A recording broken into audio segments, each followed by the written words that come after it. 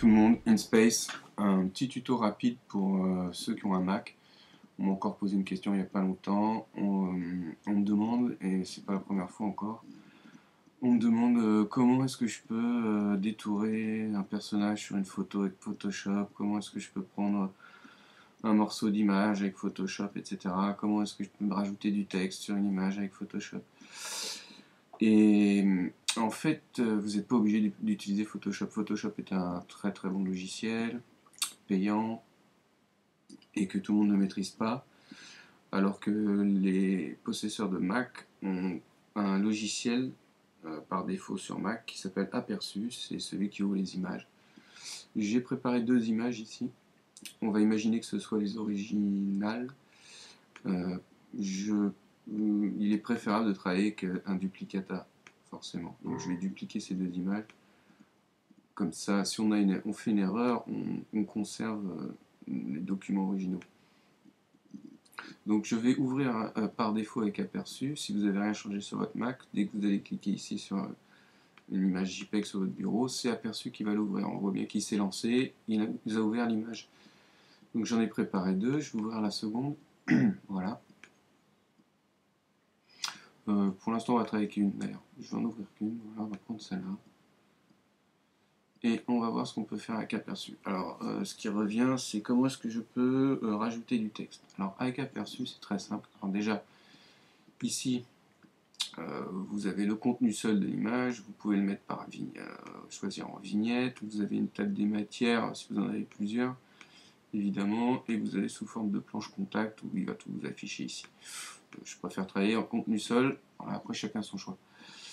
De toute façon, pour une seule image, c'est ce qu'il y a de plus logique. On peut agrandir ou réduire. Donc ici, je réduis avec cette icône, le petit moins, l'image, et je peux agrandir au maximum mon image. Alors évidemment, la résolution est moins bonne parce qu'on rentre dans les pixels. Je peux me promener dans l'image quand même, hein, avec la souris ou avec le trackpad. Voilà, donc je vais revenir à une taille raisonnable. On peut faire pivoter l'image. Pardon, on peut partager l'image ici. Donc votre photo, vous pouvez la partager sur Mail, sur Twitter, Facebook, sur Aperture, enfin tous les logiciels que vous allez avoir sur votre Mac et sur lequel on peut exporter l'image, ça sera ici. Vous pouvez faire pivoter l'image ici, donc voilà. Évidemment, vous avez aussi les outils ici de rotation à gauche, à droite avec les raccourcis pomme L, pomme R. Mais ce qui nous intéresse ici, c'est rajouter du texte. Donc, on clique ici, ce petit icône en fait, qui fait apparaître la barre des tâches. En fait, Apple appelle ça la barre d'outils d'édition. Voilà. Donc, barre d'outils d'édition. Et on a plusieurs options qui s'offrent à nous. Alors, ici, on peut ajuster la taille de l'image, c'est-à-dire que si je veux, par exemple, là elle est en 433 par 480, si je veux la faire en 1280 par 720 par exemple, voilà, je fais OK, et je l'ai en 1280 par 720, mais forcément la résolution, bon. Mais vous pouvez donc jouer avec votre image ici. Si vous avez fait une erreur, vous pouvez annuler en faisant édition, annuler. Donc je suis revenu à mon image de départ, je vais quand même agrandir un petit peu. Donc ici vous pouvez jouer avec la taille. Ici vous pouvez jouer sur des réglages d'exposition, de contraste, de couleur. Donc vous pouvez donner des teintes par exemple, une teinte un peu plus rose, vous pouvez jouer avec le sépia. Vous pouvez jouer avec la netteté aussi, mettre un peu de flou, carrément très très net. Vous avez un bouton de réglage des niveaux automatique. Et puis si vous faites un petit peu n'importe quoi et que vous avez envie de retourner en arrière, vous avez ici un bouton tout réinitialiser. Voilà, donc pratique aussi pour corriger, faire des corrections couleurs, etc. Le texte, on a dit. Donc je vais ajouter du texte, ça se trouve ici. Donc vous allez remarquer qu'il y a une petite flèche à côté de l'outil de texte. Si je clique dessus, ou si je clique sur texte, automatiquement ici il y a des options qui sont à nouveau affichées, de nouvelles options. Donc, je clique ici sur mon petit encadré bleu, je peux choisir du texte, avec contour, une bulle de parole ou une bulle de pensée. Donc, je pense que c'est assez explicite, j'ai pas tellement besoin de vous expliquer. Bon, je vais prendre un exemple du texte. Je clique sur texte, j'ai plus qu'à promener mon curseur sur l'image et par exemple, voilà, là où je le souhaite, cliquer, maintenir mon clic enfoncé et tracer un cadre. Voilà. Une fois que j'ai mon cadre de tracé, je peux choisir le texte que je désire, donc j'ai plus qu'à taper. Voilà. Je peux choisir la couleur, ici. Par exemple, changer un petit peu pour se rapprocher de la teinte du chat. Je peux changer surtout la taille, ici. On va prendre quelque chose de plus gros.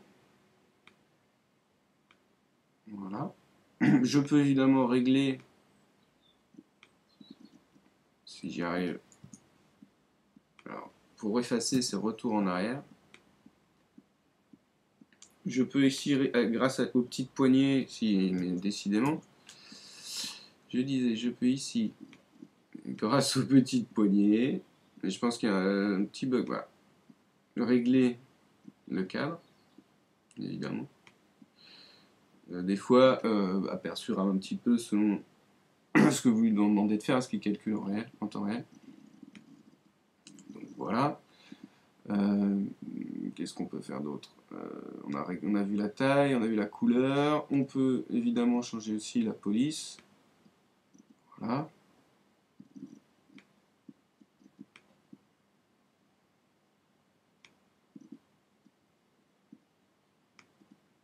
Si je veux à nouveau, pardon, faire un autre encadré avec du texte, j'ai déjà mon texte de sélectionné, je viens de changer la typo, la couleur, etc. Donc maintenant, bah, j'ai plus qu'encore à nouveau me promener et puis faire un cadre, par exemple ici, voilà, hop,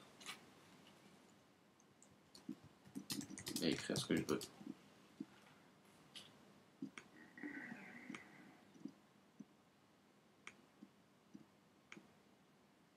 Voilà, et je peux évidemment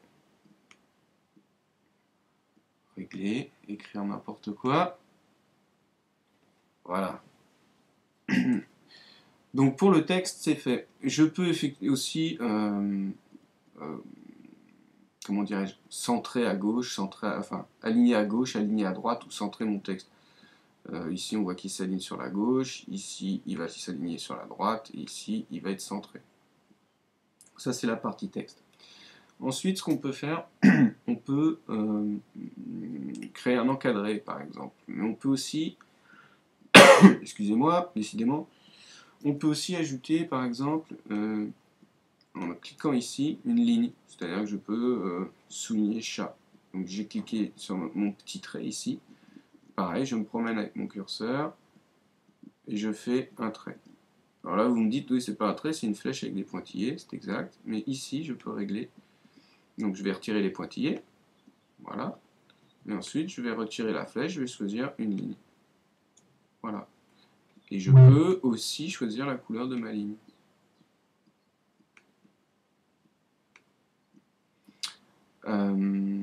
J'ai toujours ma ligne de sélectionner, donc je peux maintenant continuer à venir me promener ici et refaire une autre ligne par là. Voilà. Je peux évidemment, toujours avec les petites poignées, ajuster et encore changer la couleur.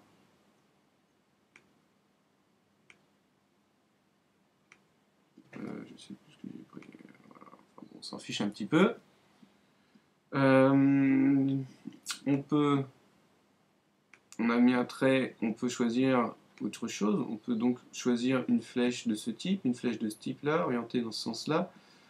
Prendre celle-ci par exemple. Hop, voilà. On va en refaire une. Autant que je veux. Vous l'avez compris, et pour les effacer, il suffit de la sélectionner et faire retour en arrière, où vous devez avoir aussi, ici dans édition, quelque part supprimé, je vous laisserai chercher. Enfin, le plus rapide, c'est de faire touche retour arrière. Voilà. Donc on a vu ça. On a vu, alors on peut aussi ici, on a moyen de faire des encadrés en des cadres, donc en rectangle et puis en ovale. Donc en ovale, pareil, hein, je clique une seule fois, je sélectionne, je viens placer mon curseur. Oups, j'essaie de ne pas prendre quelque chose de déjà. J'essaie de ne pas cliquer sur quelque chose qui est déjà en place. Je fais ça.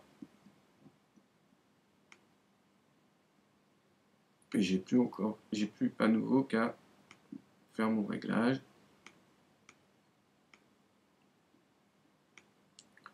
Tout est ajustable.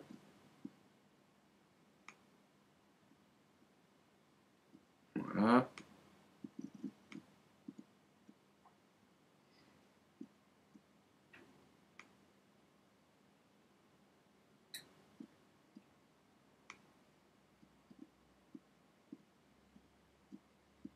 Donc vous voyez, il y a vraiment moyen de faire un petit peu ce qu'on veut, quoi. Hop. Voilà.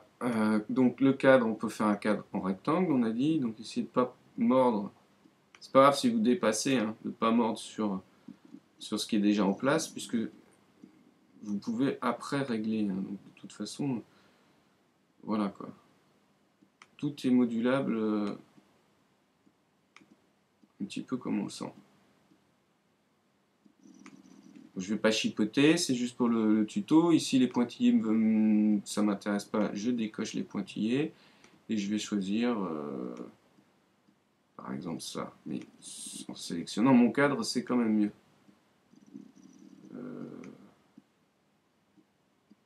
Pourquoi il me fait des pointillés? C'est une bonne question, je ne sais pas. Il ne devrait point. Il doit y avoir un petit bug. Ça doit arriver, c'est moi qui bug. Non, c'est lui qui buguait. Voilà. Donc, comme vous le voyez, c'est quand même super intéressant de pouvoir faire un petit peu ce qu'on veut. Et rapidement, quoi. Et sans passer par un logiciel qui coûte une fortune et qui n'est pas forcément accessible à tout le monde, que tout le monde ne va pas prendre en main du premier coup. Donc on a vu les deux cadres. Il y a une baguette magique aussi. Alors la baguette magique, par exemple, j'ai sélectionné ma baguette magique, je pourrais prendre mon œil ici, je vais faire un clic, glisser, et vous voyez qu'il va attraper les contrastes en fait, et sélectionner uniquement les contrastes. Si je voulais prendre que l'œil, par exemple, j'aurais plus qu'à faire recadrer. Je clique sur recadrer, il me demande si je veux convertir la photo, j'ai plus qu'à convertir, et il va, comment dirais-je, m'isoler l'œil. Voilà, j'avais dû sélectionner ça aussi avec, donc du coup il m'a tout isolé, mais c'est parce que j'étais pas attentif. Voilà, on va reprendre. Mais vous avez compris à quoi sert la baguette magique. On peut faire ça, pas forcément avec l'œil. Là, et si je fais ça, par exemple, évidemment, il va me prendre. Après, ça dépend des contrastes de la photo, etc. Mais pour détourer, par exemple, un personnage, selon le contraste, c'est assez simple en fait. Vous voyez? Bon là, c'est un exemple un peu délicat parce que c'est les mêmes tons, c'est les mêmes couleurs, mais quand vous avez une image avec un contraste noir sur blanc, c'est easy do it. Il suffit de cliquer sur le noir, de faire un glisser et le détourage va se faire en 30 secondes. Maintenant, je vais vous montrer le meilleur pour la fin. Je vais ouvrir la deuxième image que j'ai préparée. Si elle veut bien s'ouvrir. Voilà, on va prendre celle-là, c'est pas grave. Parce qu'on n'a pas vu les dernières options. Oui, sur le texte, on n'a pas vu non plus texte avec contour. Alors voilà, c'est le même texte, mais vous avez un contour. Je vous laisserai regarder ça. Hein, c'est pas non plus. Enfin, je pense que je vous ai dit l'essentiel. Vous avez aussi des bulles, donc vous pouvez lui. Pareil, vous choisissez sur bulle et puis vous pouvez faire parler le personnage, réduire la taille du trait, etc., etc. Donc, on l'a survolé, voilà, mais je pense que vous êtes capable de vous en servir maintenant. Est-ce qu'il pourrait me...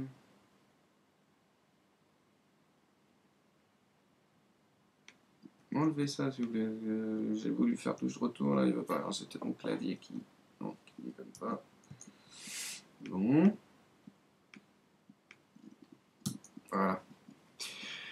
De temps en temps, un petit bug, le temps qu'il calcule, etc. Je venais de dire de mettre la bulle et aussitôt je lui dis de l'enlever. Il était sans doute en train de calculer. Donc voilà. Des fois, ça rame un peu, soyez patient. Maintenant, le plus beau pour la fin, c'est cette petite... ce petit pointillé ici où on a 4 options. On a la sélection de rectangle, sélection elliptique, sélection libre et le lasso intelligent. Alors, chacun des outils va s'adapter à votre besoin bien précis. Évidemment, si vous devez détourer quelque chose de carré, sélection rectangulaire, plutôt rond, sélection elliptique.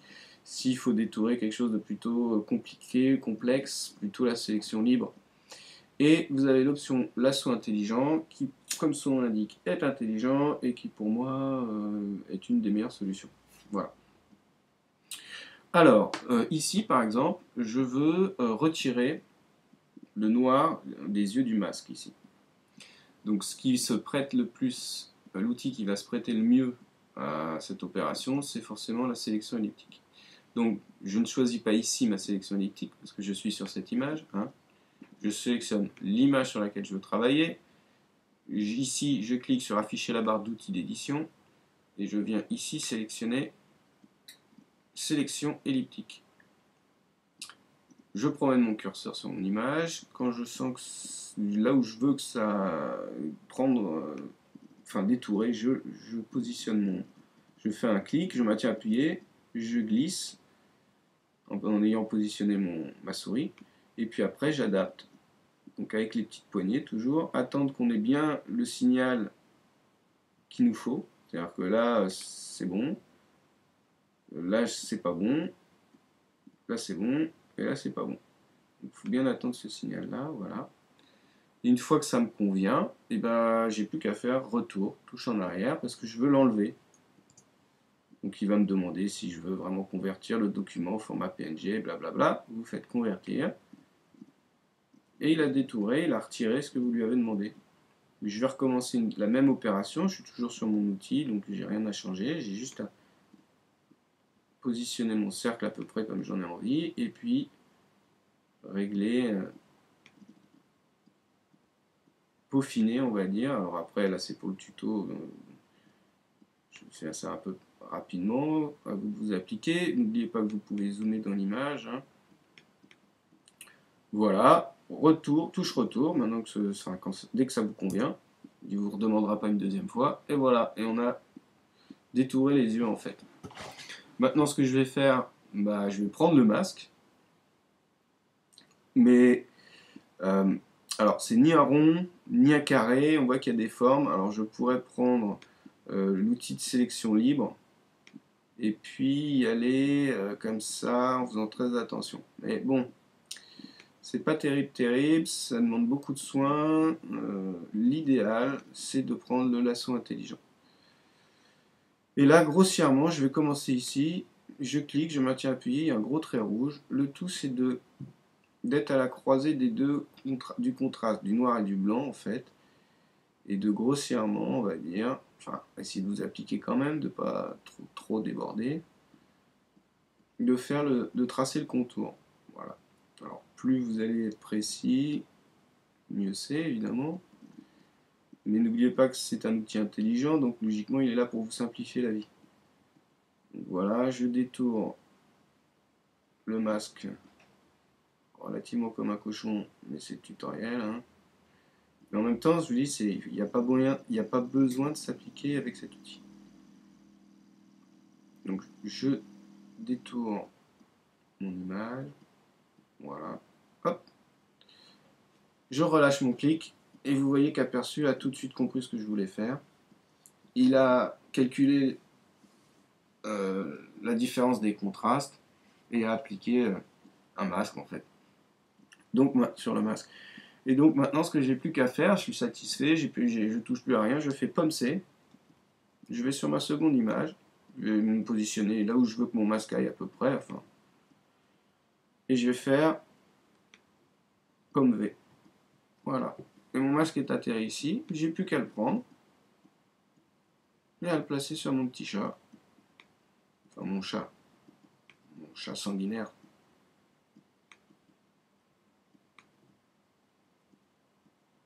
Et puis après, c'est à vous de jouer un petit peu avec les réglages. Voilà.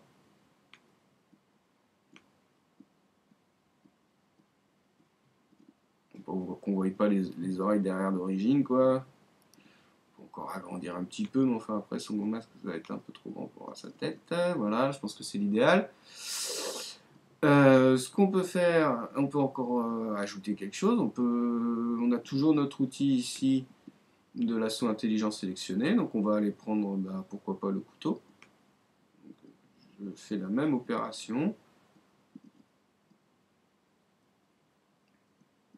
J'essaye de m'appliquer au mieux, c'est pas évident avec le trackpad. Si vous voyez que c'est pas bon, vous relâchez et puis vous recommencez. Donc je fais ça grossièrement. C'est juste pour le tutoriel.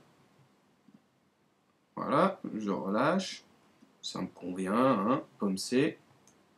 Je viens sur mon image, pomme V. Je peux déplacer mon couteau. Le coller ici, par exemple. Et ce que je peux faire pour donner un petit peu plus de crédibilité, par exemple, c'est agrandir un petit peu cette image. Voilà. Et je vais prendre ce coup-ci, pourquoi pas le sélection elliptique. Et je vais faire un petit rond, comme ça, je pense. Ou plutôt comme ça. Voilà. Et ensuite, je vais prendre ce petit rond, je vais le passer là. Je vais faire... Oups, pardon, excusez-moi. Je recommence, je fais mon petit rond. Une fois que j'ai la bonne taille, là où la bonne couleur, je fais pomme C. Et je viens ici, je fais pomme V. Et je prends mon petit rond. Et je vais le placer là. Je refais pomme V, il m'en a fait un second. Je vais le mettre là. Troisième. Quatrième. Alors après, c'est à vous de jouer un petit peu avec les contrastes, essayer de lui faire une main. Vous pouvez dépasser un petit peu comme ça, par exemple. On va reprendre un petit peu de recul, voir ce que ça donne. C'est pas mal du tout, quoi. Bon, après, là, je l'ai fait un petit peu à l'arrache pour le tutoriel. Mais en vous appliquant, vous allez arriver à faire quelque chose de beaucoup plus propre. On pourrait aussi, ici, prendre la tache de sang, par exemple, voir. Hop. Venir la passer par là. Voilà. Bon, c'est pas nécessaire. Mais on pourrait. Voilà, bon, cette image-là, elle va rester comme ça. C'est pour ça qu'il faut bien travailler, enfin, sauf si vous faites édition, annuler, etc., et que vous revenez sur votre image. Mais bon, si vous travaillez avec un double, c'est pas très grave. Et maintenant, vous avez votre image. Donc celle-là, on va aller corbeille. Et voilà, alors après, vous pouvez donc enregistrer votre image, hein, pomme S. Hop, voilà. Vous pouvez l'envoyer sur Facebook, par exemple. Pardon. Ici. Et en faire ce que vous voulez. Voilà, j'espère que ça vous sera utile et que je vous ai appris quelques petits trucs. En tout cas, servez-vous d'aperçu parce que vous l'avez sur votre Mac et vous voyez, on fait des choses vraiment bien et vite. Voilà. A plus. Tchuss. Peace.